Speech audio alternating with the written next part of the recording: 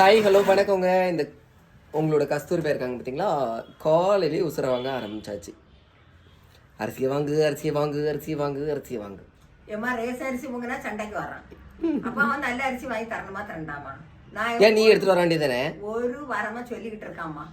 இவமா 5 kilo அரிசி ஒன்னால தூக்க முடியாதா? 5 கிலோ 10 கிலோ வாங்கிட்டு வா பையன். நீ எப்போ முதல் 5 கிலோ வாங்கினா என்ன? என்னால நீ 10 கிலோ வாங்கிட்டு வா.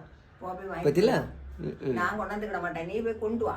5 கிலோ நீ தூக்கிட்டு வரலாம், பேத்து எடுத்துட்டு வா. போய் வாங்கிட்டு வர போற. உன்னையெல்லாம் பெத்ததே வேஸ்ட் கடைசி காலத்துல. ஒன்னு யாரு பக்கத்துல எனக்கே தெரியல வந்துட்டேன். இவனோட கடந்து எனக்கு பெரிய வேதனை. ஐயா அப்படியெல்லாம் ஒண்ணு இல்லைங்க. ஏமா போற நேரத்து ஒரு வேலை சம்பாதிக்க மாட்டான். நான் காலையில இருக்கேன், தண்ணி கொதிச்சு காய்வு அரிசி வாங்கிட்டு வரணும். ஐயோ அப்படிலாம் ஒண்ணு இல்லைங்க. நீங்க கஸ்தூரி போய் சொல்லதான் நம்பாதீங்க. சரியா, நான் இப்பவே அரிசி வாங்கிட்டு வந்துருவேனா?